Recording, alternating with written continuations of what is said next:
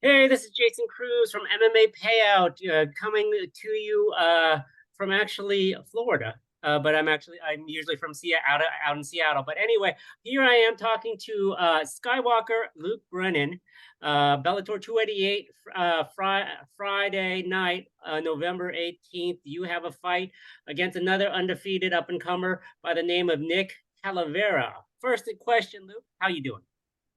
Doing good, man. I'm feeling real good. How you doing? I'm doing okay. I'm doing okay. Now, obviously, I see it. I see the shirt. I know you probably did this on a lot of interviews, but tell us where you get the nickname Skywalker. It was just a gym thing growing up as a kid. It was just something the guys called me when I was coming to train as a kid, just because Luke Skywalker, whatever.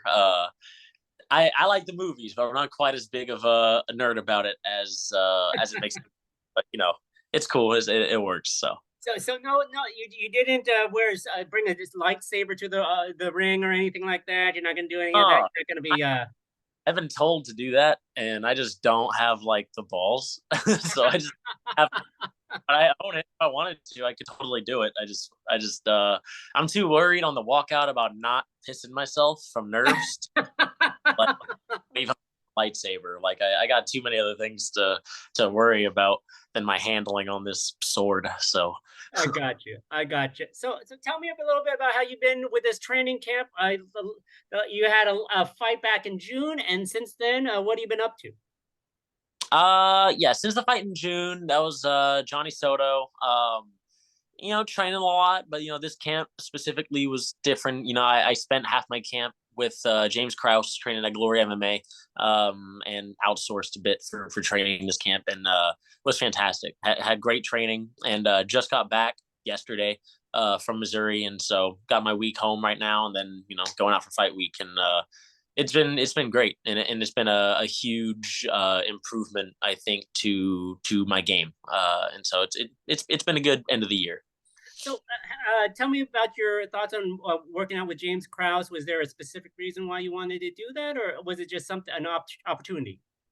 We've wanted to find a bigger gym, and gyms that have lots of fighters. As much as I love the gym we have here and my coaches here, training partners are slightly a bit more scarce than perhaps like that room every day is 50 fighters, 20 UFC guys. There's a lot of active fighters in the room, and tons of talent and guys to work with, and so it was just finding a good place to train at. Often I go to Little Rock and I train with Bryce Mitchell and TJ Brown, and those are usually the guys I really like to go train with. But a real big room, Kraus for starters has nothing but good reviews, right? He's a fantastic coach. He was a very good fighter, and so he was a lot of fun to work with. But also the guys in the room were just fantastic. So, tell me the dynamic about doing like is it first day of school for the new kid, or how do you deal with the room? Did you know people there? How does that work out? I knew like two or three guys there previously. One had previously trained at our gym and but lives in Missouri, and so he was there. There was a couple guys I had met before. The first week up there, though, is definitely a learning experience. There's definitely, I think, there is a first day at school sort of vibe. Is like, I don't know what the schedule is. I don't know how you guys run your practices. I don't know what light means. I don't know what hard. Like, I don't know what your guys' levels of things are. Right. I know what it is with my guys because our verbiage is different, but there's a lot of things. There's also a lot of things if you go to other gyms, that uh, they don't call everything by the specific name. It has like this code word, right? So they can yell it out when they coach, but they do that in the room too. So I was like, hey, it's like I don't know what that means. Like, I need like my notepad and whatever. And so after a couple of days, you get the hang of it. But it's definitely going to a new gym. I think always a new environment. I don't want to be the douchebag, so I don't want to go too hard. But who do I work with? Who's the guy? And so it's just it was a very cool experience. And I think they're all very welcoming, and they're all very good athletes, and so it was just a ton of fun. Oh, very cool, very cool. So is this somewhere where you think that you might hone your skills later on in your career? I know you're still up and coming, but like, is that one of those places that you're thinking about working out with? That's somewhere, yeah. That gym's somewhere that I will definitely outsource for training again. Mhm. I think camp I'd love to do it again.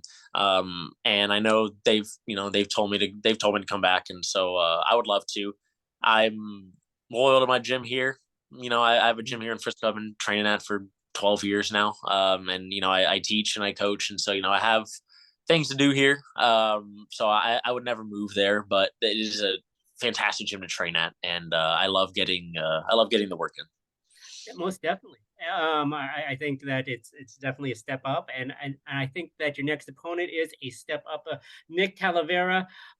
He is well, actually, he has one loss, but last couple of his fights have been submissions, and your last couple of fights have been submissions. So I expect this to be a fist fight, right?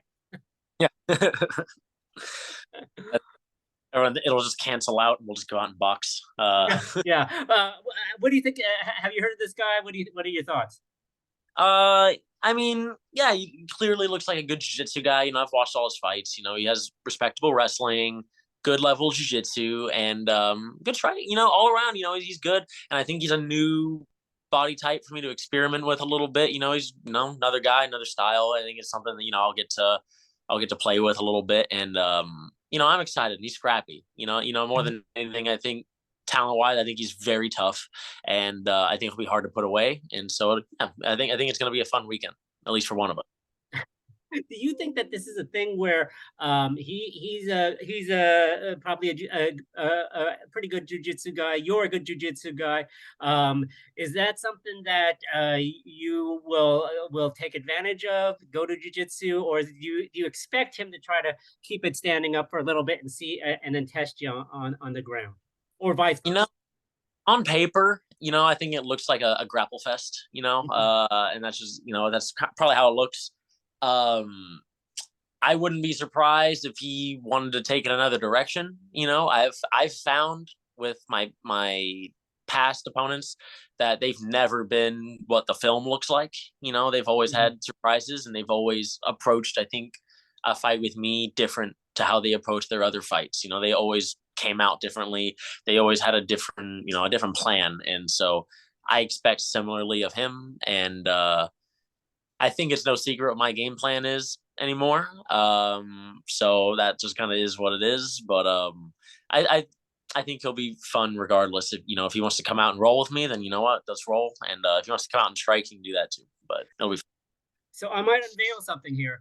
Last three fights: Anaconda choke, Assassin's choke, and rear naked choke. So avoid the choke. I think that's what I think that's the game plan, right? Yeah, I keep the other parts of my game. You're gonna armbar someone, I'm sure. Oh yeah, yeah. I think the cool thing about not doing it and having not doing it is who knows? Yeah. Who knows? Right? I haven't gone out and just boxed with anyone. I did Vasalis for a while and was kind of running them up, but I think there's parts of my game that have developed a lot over the years that have never had any light shown on it, and I'm totally fine with that. I'd much rather there zero film on something that I'm good at than this plethora of film on my chokes and whatnot. I have several systems that I haven't really gotten to put into place, and so it'll be their time, later. Well, I had to look up on YouTube I'm a jujitsu guy, but I had to look up on YouTube what an assassin's choke was. I mean, I'm sure if you had the gi, it looks like it makes more sense what an assassin's choke is. But I thought that was pretty cool. I stole it from college wrestling, but it was very adaptable. So excellent. Well, so you're number 10 in your division. We always think positive when I interview people, so we assume you're going to win. If you do succeed, where does that put you? Do you think in the division? Do you crack the top 5? Are you moving up? Are you looking for a step up in competition? It looks like, yeah. I'm sorry. Go ahead. No, yeah. I don't expect a huge ranking change after this fight at all. If it changes, cool. If it doesn't, cool.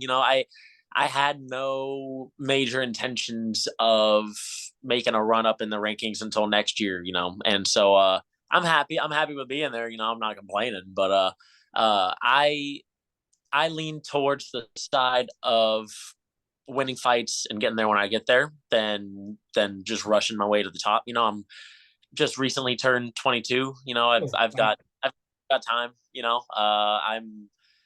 I'm understanding of where I am, with what I've done age wise. I have time, and I'd rather take time to grow. And so, after the win, if I move up, cool. But I'm not sweating it whatsoever. You are definitely taking a lot of people's O's away based on your previous history.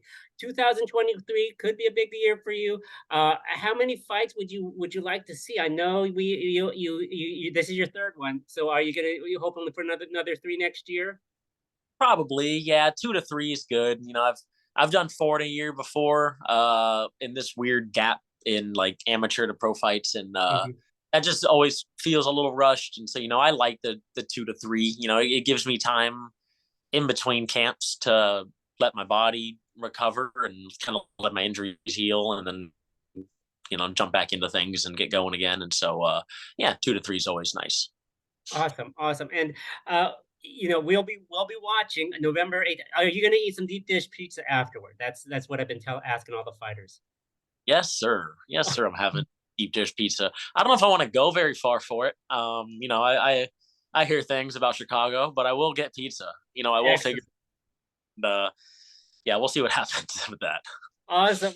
Well, Lucas, thank you so much. It's the Skywalker. He's fighting Nick Talavera Friday, November 18th on Showtime. Bellator 288. Go watch it. Hey, Lucas, thank you so much for your time. I greatly appreciate it.